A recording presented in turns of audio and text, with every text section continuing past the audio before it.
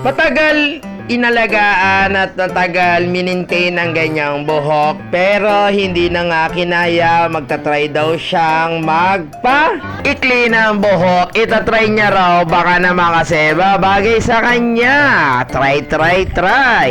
Nagdadalawang isip, pati nga ako. Tinatanong niya kung babagay yung gusto niyang gupit sa kanya, pero ako kasi hindi ko makita kung babagay sa kanya ang gusto niyang gupit. Di ko nga alam kung gusto niya o nagugustuhan lang o napipilitan nga lang, pero walang magagawa. Yun nga daw ang gupit, kaya go tayo. Sabi nga, pag hindi bagay, hayaan na natin, nandiyan na, pero tutubo at ahaba pa rin yan. Pero nga, sabi nga, itatry kung babagay hindi.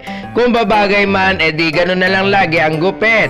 May choice siya. Sabi nga nila, kung hindi mo susubukan, hindi mo makikita at hindi mo matatry talaga kung hindi mo nga itatry. Ganon. At kami mga manggugupit, gumugupit lang ho talaga. Kung hindi nga babagay sa kanya, edi hindi bumagay. Pero yun nga ang kagandahan, medyo gumaganda at bumabagay nga sa kanya ang kanyang gupit. Kaya nga sabi ko, parang hindi nga talaga nagkakamali sa gusto ng customer. Kung nagustuhan mo tong video nito, paki-like and share naman. Pa-heart na rin kung nagustuhan nyo ang aking video, para dire-diretso lang tayo at diretso lang din ako mag-upload dito sa video na ito.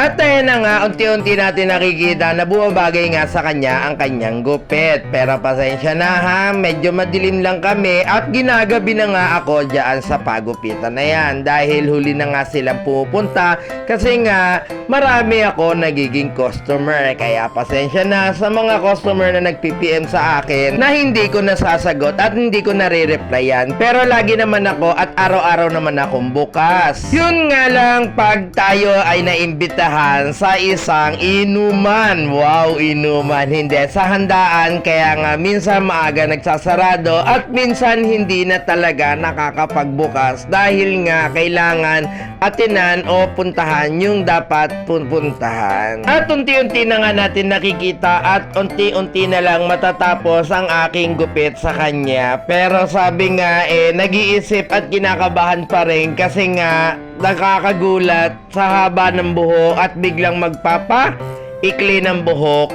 Kaya nga sabi ko, dapat kung babagay at babagay to. Pero sabi ko nga, may tsura naman ang aking customer, kaya babagay at babagay yan. Kasi nung bata pa raw siya hanggang ngayon, hindi pa raw siya talaga nagpapaikli ng buhok. First time niya, kaya nga nag-iisip.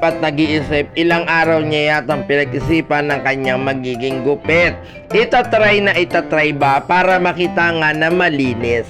Hindi ko nga alam kung ano ang kanyang naiisip. Kaya go lang tayo, sikagunteng ninyo. Kung ano ang gusto ng customer, yun ang masusunod. Pero kung may suggestion nga kayo, pwede nyong isuggest. Pero kung hindi, okay lang. Kaya sabi ko nga sa aking mga customer, pag nailapat ko na ang aking gamit o ang aking razor, wala na tayong magagawa. Kaya nga bago ko ilapat ang aking gamit o armas o razor sa kanilang ulo o sa kanilang buhok, kailangan pag-isipan muna nila. Dahil ako, kaya kong gawin ang gusto nila, pero kung hindi nga babagay, pasensya na, dun lang. Pero sabi nga, pag-isipan muna.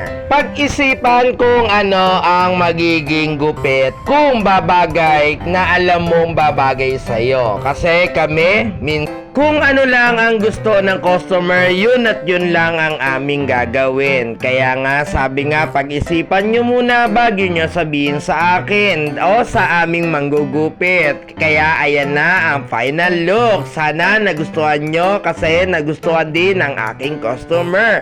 Kaya maraming salamat sa suporta. Thank you! Bye-bye!